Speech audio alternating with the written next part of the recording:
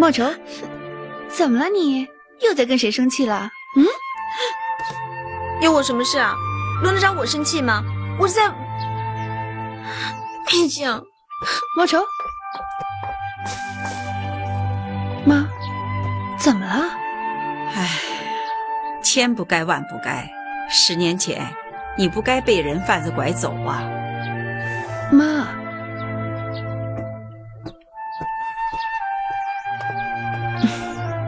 木兰，你也先去吃饭吧。等吃完了饭，爸爸有话跟你说。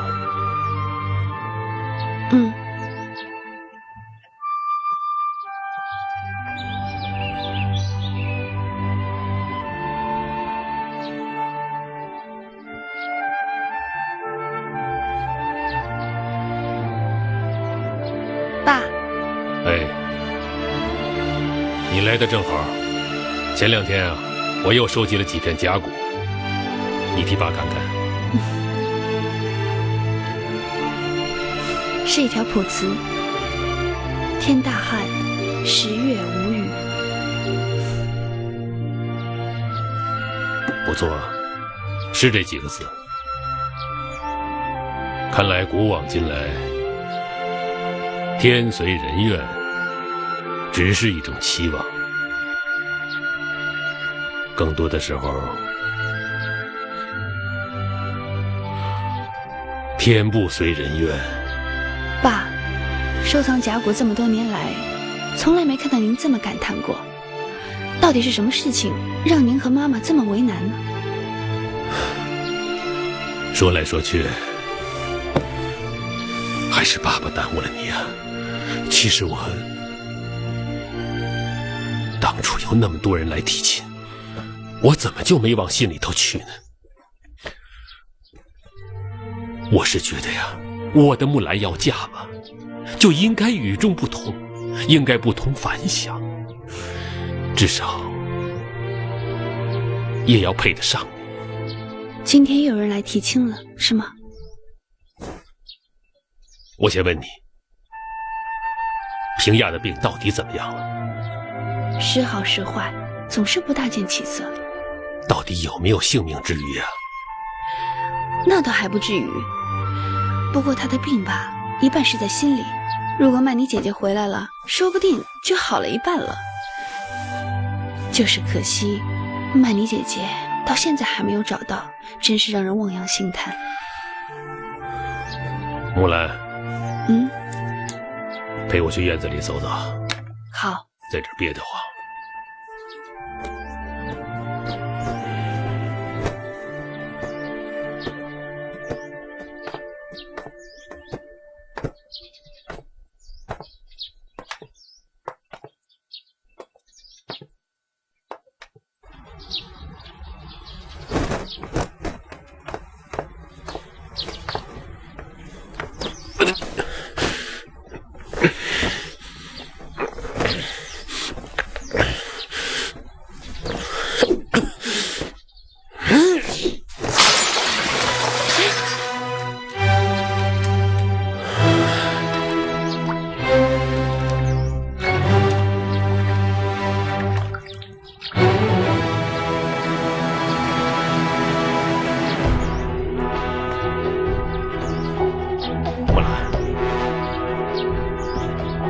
今天曾文博来，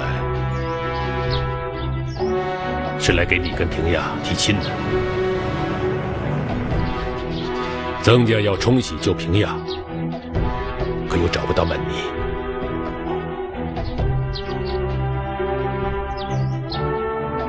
想让你来代替曼妮，嫁给平亚。这件事情我跟你妈妈商量过了，答不答应全在你。摇头不算，点头算。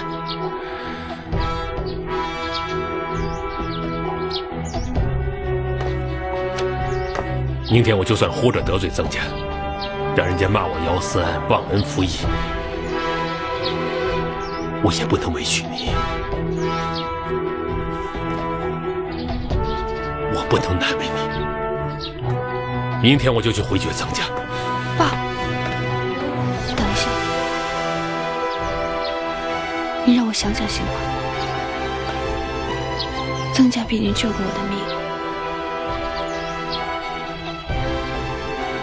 就算我不答应，也不能伤害到曾家。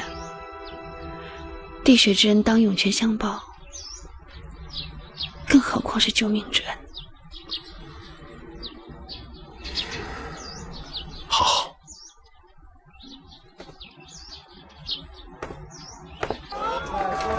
曾家让我嫁给平雅阁冲喜，这太让我意外了。对于终身大事，我自然有自己的向往和种种期盼，不求大富大贵，但求相知相爱。我做梦也没有想到，命运会把平雅阁推到我的面前。从小我就知道他是曼妮的，别的事情我都可以代替，可是终身大事我怎么能代替呢？哦，小姐有眼力，这是嫦娥奔月，嫦娥这败家全都是照梅兰芳做的，丁点不差。哎，应时当令啊！好，就这个吧。我帮你包起来。哎，包好了。哎，谢了。又是你。姚小姐。你喜欢逛琉璃厂吗？你呀，拿着英文书逛琉璃厂，绝无仅有啊！啊，我就住在附近，我家在四川会馆。哎，要不要跟我一起去寒舍坐一坐？好啊。好，请。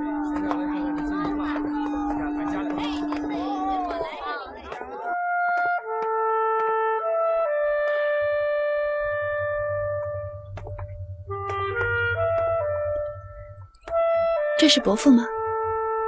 啊，他原来在京做官，已经去世多年了。啊，你随便看看。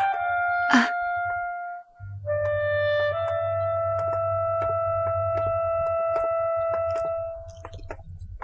《资治通鉴》，这也是我父亲的。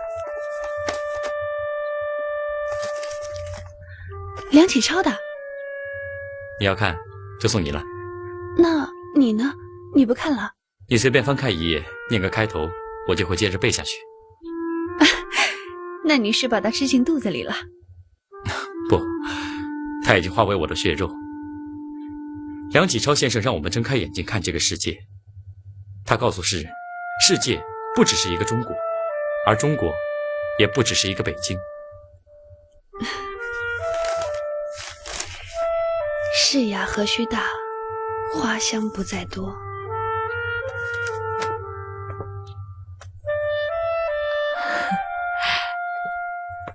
李夫，妈，这位姑娘是？这是家母，她是我跟您提起过的那位懂甲骨文的姚小姐。伯母好。哎呀，你好，你好。哎呦，我们家丽夫啊，总是提起你。哎呀，你怎么也不会招待个客人呢？快坐吧，小姐。不了，我也应该回家了，谢谢了。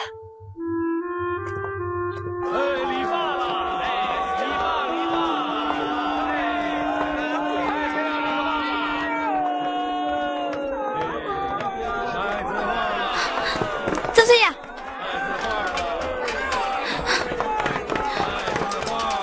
曾孙雅，你们曾家一向标榜仁义礼智信，样样都占全，可怎么不知道寡义廉耻啊？我姐姐替曼妮姐姐照顾平亚哥，那是情分，可你们曾家还把我姐姐推上火坑，哼，还冲喜。哎，我们曾家又不是让你去冲喜，你多什么嘴？换了我，打死我也不嫁到曾家，更别说去冲喜。你放心，就说要冲喜，我大哥有木兰和曼妮，二哥呢又有牛素云，我们曾家就说只剩下我一个儿子，就算全世界只剩下你一个女的，我也不会娶你的。曾孙雅，你给我站住！你说这话根本就是在侮辱我。我侮辱你什么了？你别孤芳自赏好不好？你以为你是个宝？你呀，小心自己嫁不出去啊！你，哼！哎，你呀，回家照照镜子，看看你的脸。我走了啊。曾孙亚，杨小姐，怎么又生气了？我还生气，你管着吗？哎，去哪儿啊？我送你。杨小姐，我送你。哎，要不我们去看电影？别烦我行不行？哎，莫愁，姐，哎，姐，你过来看看我这张脸啊！你这张脸怎么了？看上去让人觉得讨厌吗？你这张脸看起来很清爽漂亮，是一个标准的美人啊。可他为什么这么说啊？不行，我找他去。哎，谁呀？好。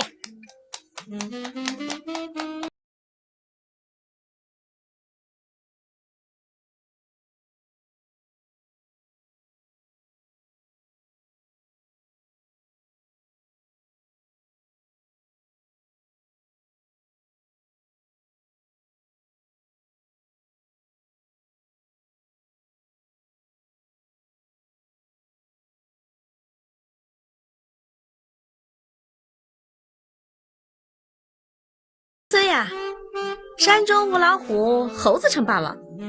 怎么样，敢不敢跟我比一局啊？好啊，只是我想先知道，输了怎么办，赢了怎么办？谁输了，谁就去剃光头，剃个光头怎么样啊？好啊，只是你得担心，要是剃了光头呢，就成尼姑了。哼，还是你当心，别成了光头和尚吧。好，我当裁判。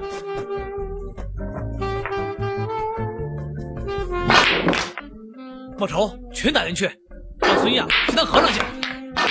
好，进了，太棒了！进！哎。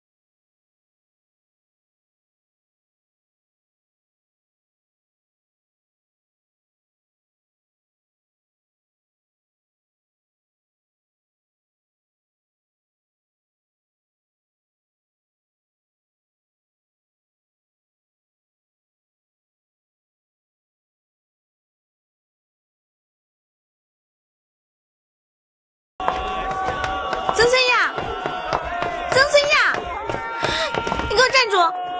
你明明可以赢我，为什么不赢我？你这是在侮辱我！宁可被剃头人是我，而不是你。你告诉我，你这是为什么？我虽然不喜欢你，但是我也不希望你变成一个尼姑。你，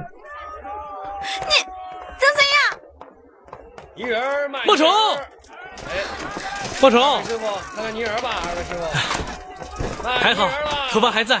关你什么事啊？好追求你啊！你做梦！哎，莫愁，哎，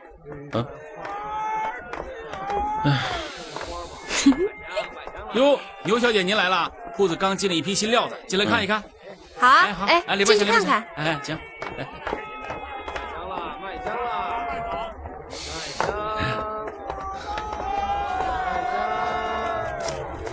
曾金亚，啊，你干嘛不进去啊？我来看看书嘛。你，谁让你来看书的？我是让你来陪我逛街的。哼，你看着我，你看着我，这就对了。以后你跟我在一起啊，眼睛里只能有我，更不许你走神儿。我呢，就是你的一切。点头，点头。走吧。平雅和曼妮相爱多年，不能因为急着冲喜就拆散他们两个，治了一时的病，却留下一生的痛苦，这样对他们两个也不公平。木兰，可是平雅哥要是和别人成了婚，曼妮姐姐怕也是个死，总不能救了一个又害了另外一个吧？还是应该等曼妮姐姐回来再说。要不你们再商议商议。我替曼妮姐姐去照顾平雅大哥了。木兰把话说得滴水不漏，虽然是拒绝了，可是你又说不出他哪不对。文博啊，我看不能再等了，去牛家找牛素云来冲喜，要不我陪你一起去。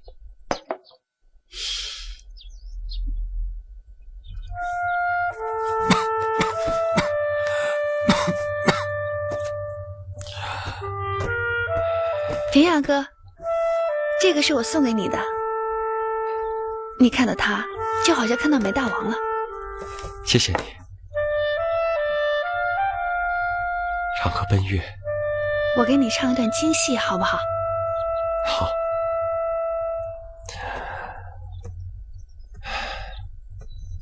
观世音，满月面，枝开妙香，有善财火龙女站立两相，菩提是占卜花，千只灵眼和鹦鹉，遇见鸟在灵眼神仙上下飞翔，路六枝撒甘露3000，街上好似墨，3天花就分落十方，满眼中奇妙景，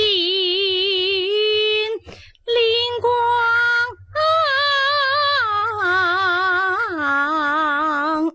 万丈。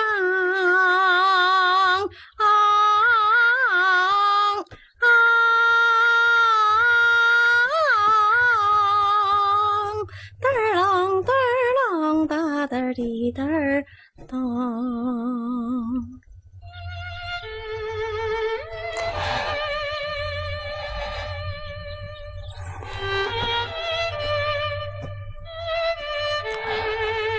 平雅哥，你怎么了？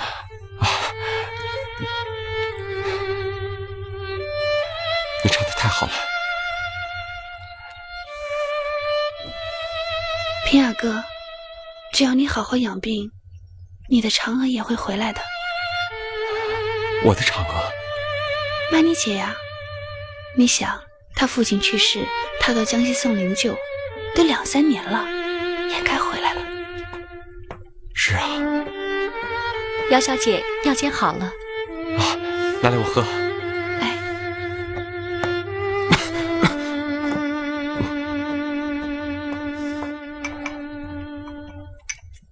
你慢点喝，很苦的。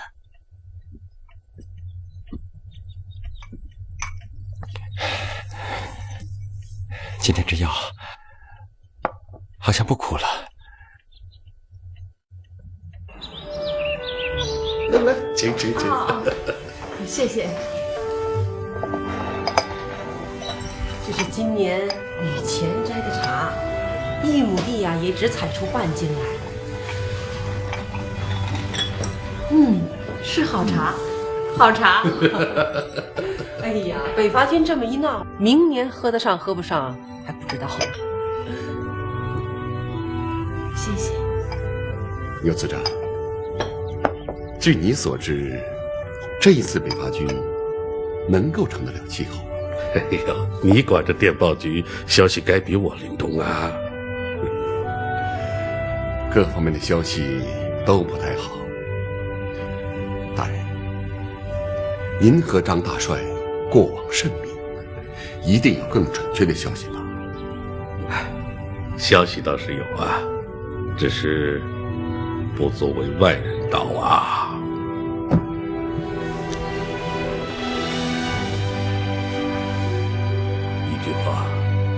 眼下的局势是大大的不妙啊！北伐军咄咄逼人，势在必得。吴佩孚已经不复当年了，他亲临前敌，杀了7、8个团长、旅长，也镇不住兵败如山倒啊！那不是说话就要打过长江了？那就要看五省联帅孙传芳挡得住挡不住了。文博，你不是还有正事儿的吗？是啊，什么孙大帅、吴大帅，乱七八糟的事情留到你们衙门上说去。文博兄有什么事？能否借书房一说呀？好，这边请。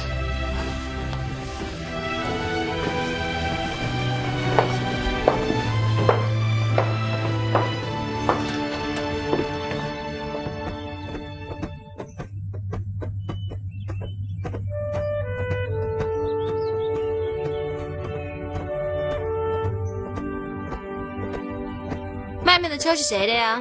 是曾老爷、曾太太的。冷香，哎，你下去看看，看他们都说什么呢？是。你刚才说的是小女的婚事吧？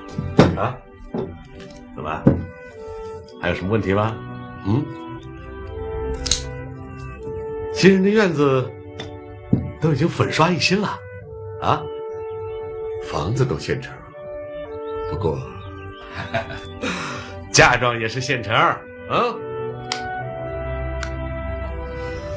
回头呢，再让内人过过目，缺什么添上就是了。你我呢，就把日子定下来就行了啊！你看是中秋前还是以后啊？日子是越早越好了。这个月里就有好几个黄道吉日。眼下时局颇紧，堪称多事之秋啊。按理说呢，儿女的婚事应该办得像样一点但是也不能过于铺张啊。那是。送亲酒呢？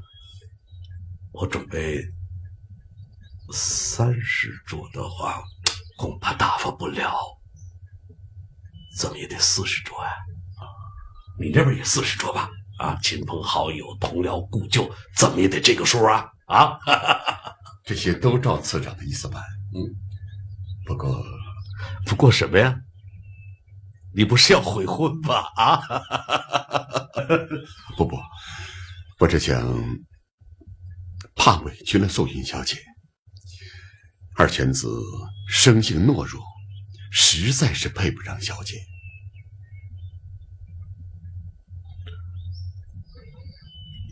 看来你真是要悔婚呢。你是怕我牛家高攀不上，是不是？次长，不是这个意思。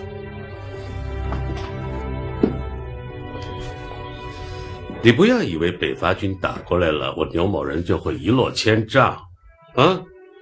我实话告诉你，广州那方面我有人，谁做了江山，他也少不了财政部。次长误会了，我的意思是，素云与其下嫁二犬子，还不如配他的哥哥平阳。老大，对，是老大，老大有出息。如果牛大人再提携他，那官场上不就是一步一个脚印的吗？不对呀，你们老大不是订过婚了吗？那是在老家，孩子们都还小，随便这么一说不算数的。平阳是我的长子，素云嫁过来了，那就是我的长媳。她精明能干，可以帮帮我吗？这么说，让她去做当家少奶奶？是啊。我管了几十年的家，我也该歇歇了。曾太太，那您这意思是不是让素云嫁给平亚呀？正是。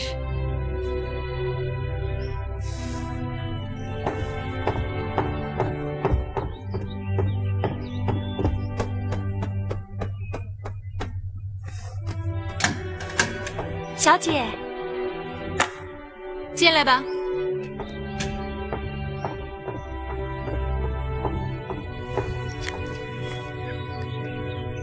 你没听错，我听得真真的，就是大少爷。你不是开玩笑吧？我和那人商量好久了，这样才能两全其美。我可听说平亚病了不少日子，不过是偶感风寒，吃了几副药，已经差不多了。请的哪位大夫啊？是中医还是西医呀？哎，要不要我请德国医院的冯博士带他去检查检查？啊，不必了，他已经好了。啊，来，请曾大人，牛大人。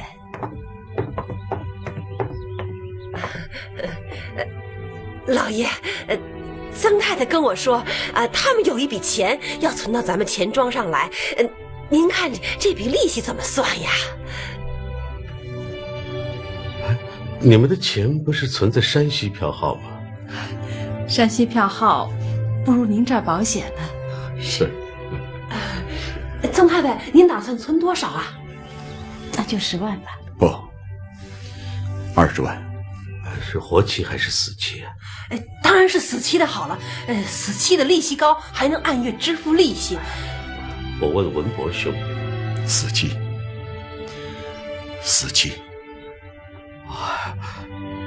你我弟兄什么都好说呀啊！哎，你去吩咐厨房做几个菜，我要和文伯兄好好喝几盅啊！菜都是现成的，还有刚刚从天津海关送来的大马哈鱼。谢谢。文伯啊，那件事情你给牛大人说好了吗？哎呦，还有什么可说的呀？啊，人就是曾牛2府联姻，无非是老二改了老大，我们还是亲家吗？啊！谢谢司长大人，一家人。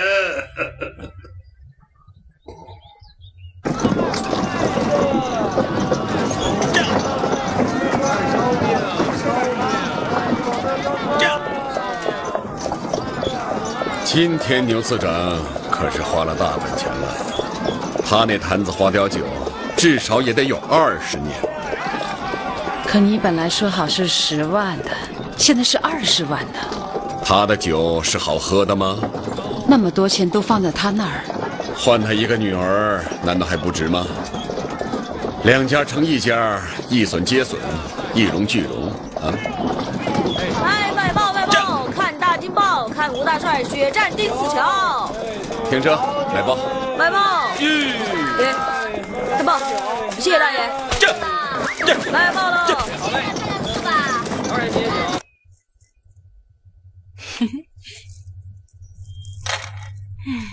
姐啊，你有多少条项链了还买？切，你不是在财政部挂着号吗？怎么不去衙门啊？哼，没劲。没事儿，我也不懂账。不懂可以学呀，你还躺在爹妈身上一辈子呀？真是的。我学，也用不着逼我呀。哼。哎，我是你姐。我知道。哎，我刚才看了一本书，洋人写的，叫《少年维特之烦恼》，特带劲。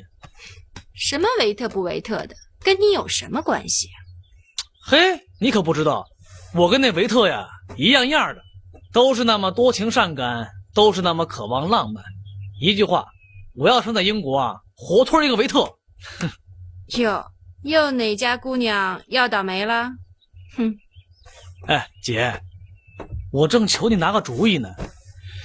你猜我看上谁了？姚家的2小姐，莫愁。莫愁是姚木兰的妹妹啊？要不是曾孙亚在头里挡着，我早把她带回家了。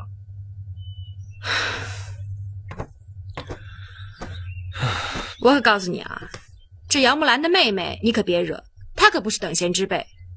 她姐姐可没工夫管她，正忙着当不花钱的看护妇呢。你说谁呀？谁当看护妇啊？姚木兰呀，她每天跑曾家伺候那快死了的曾平亚。你再说一遍，曾平亚她怎么了？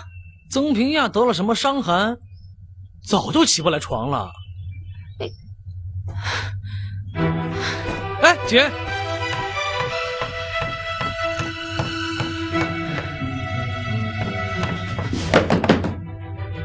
你们这又算计谁呢？是不是算计我呢？素云，你看你这是怎么了哟？我告诉你们啊，谁愿意嫁给曾平亚谁去，反正甭打我主意。过门就当家，这不是好事吗？好事不便宜，便宜没好事儿。再说了，谁要是毁我，我就毁他一家子。素云啊，依我看，平亚比金亚有出息的多。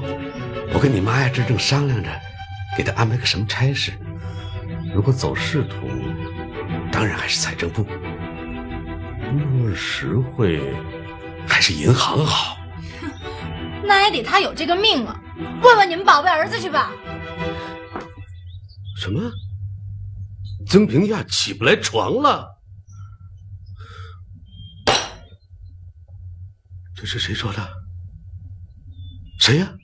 曾家老三曾孙亚呀。前些日子他还到处讨偏方呢。他怎么说？他说他大哥一天重过一天，曾家正张罗着给冲喜呢。可恼啊！居然算计到我的头上来了！什么儒家子弟，算盘珠就往自己怀里拨。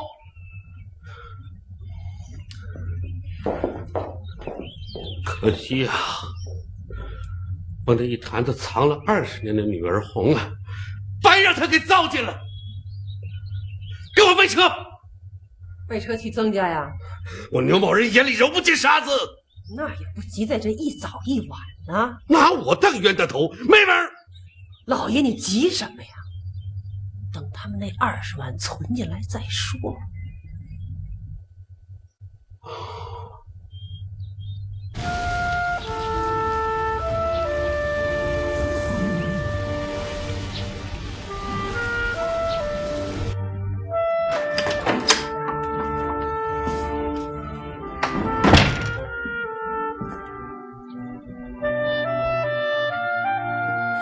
刘次长，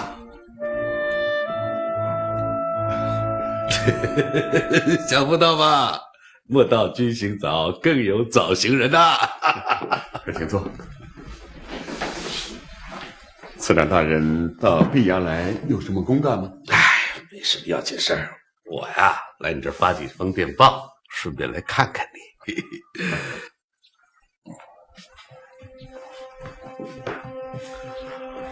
正要奉告次长，那笔钱我已经存到钱庄，死期5年。你可真是大手笔呀！啊，我不行啊，你就不怕我卷款逃走了啊？啊！堂堂京城的财神爷，能看得上这区区小数吗？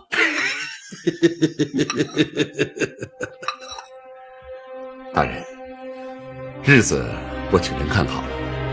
本月18就是个好日子。日子？什么日子？就是那天我们说好的平雅和素云的事。平雅和小女怎么了？那天我们一块说好了的，牛太太也答应了的。我怎么一点也想不起来了？文不兄，是你记错了还是我记错了？你不是开玩笑吧？次长大人，这事儿，李秘书，请次长吩咐。去大元帅府。啊，对，文不兄，你刚才说那事儿，我想起来了，我终于想起来了。我是说过，要给平亚请一个德国大夫，专治伤寒的。放心，没问题啊！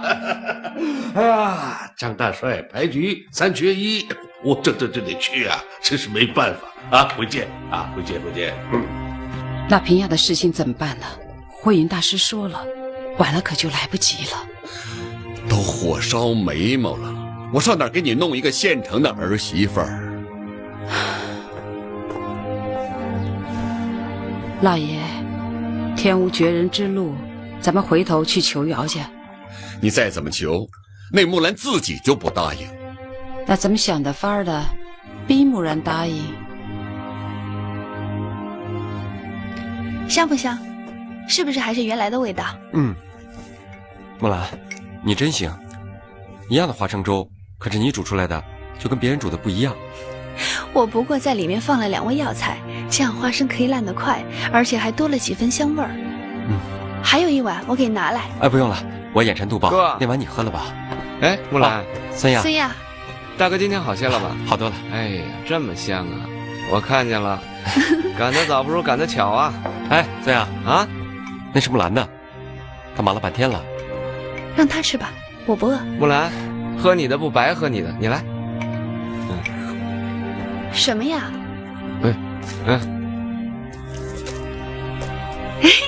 真好看，好玩。哎，木兰做粥就是一绝啊！等以后我想喝粥的时候，就送万花筒换粥喝。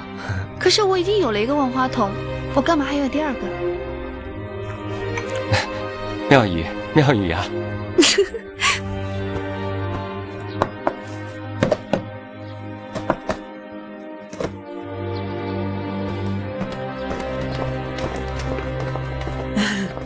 请，曾太太，这么贵重的礼物，我们可收受不起呀。这算什么？都是些吃的用的，就是新鲜一点。也不知道木兰和莫愁他们喜不喜欢。现在女孩子的口味，我也摸不清了。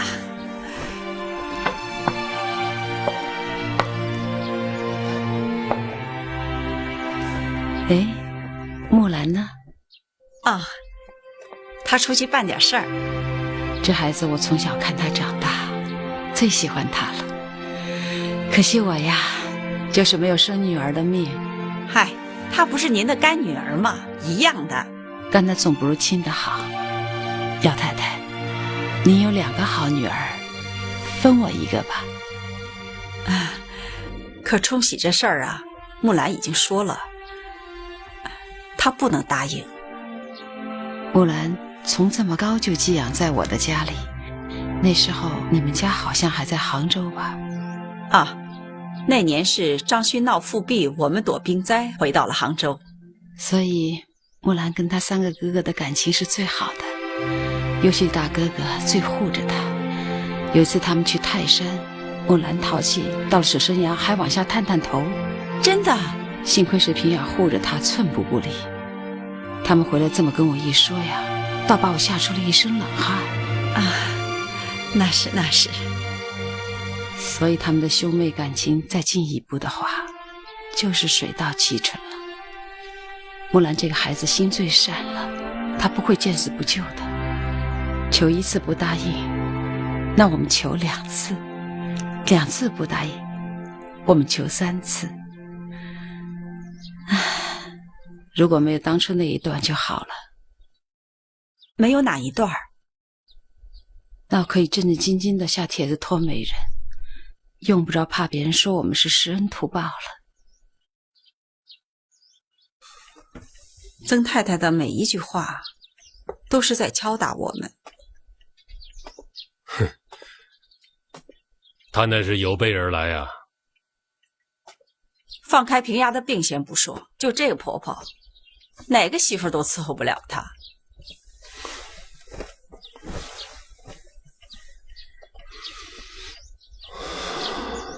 以柔克刚啊！什么以柔克刚啊？他有金刚拳，媳妇儿呢就有海绵掌，化界于无形。就冲着婆婆，我也不能让木兰嫁过去。你要去四川？不，我想去江南，那些正在经历血与火的地方。我要亲眼见到那些北伐健儿们是怎么摧枯拉朽，让一个充满希望的中国咕咕落地。和他们一起前进，打回北京。你要参加北伐军？为什么不呢？读圣贤书，所学何事？梁启超先生原来是保皇党，可是讨伐张勋复辟的时候，他冲出了他的隐兵室，出任讨伐逆军的总参谋。我是个男人，新时代的青年，我不能总是坐而论道，叶公好龙啊！嘘，别让侦缉队的人听到了。侦缉队才没有雅兴到这里来呢。那你如果走了，伯母怎么办？他会生活得更苦，可他也会为我自豪。小时候，我母亲就常给我讲岳母慈子，精忠报国。我真要走的话，希望你常去看望他老人家。还有呢？没有。那你要留给我的话，就这些呀。我感觉已经说不出口了。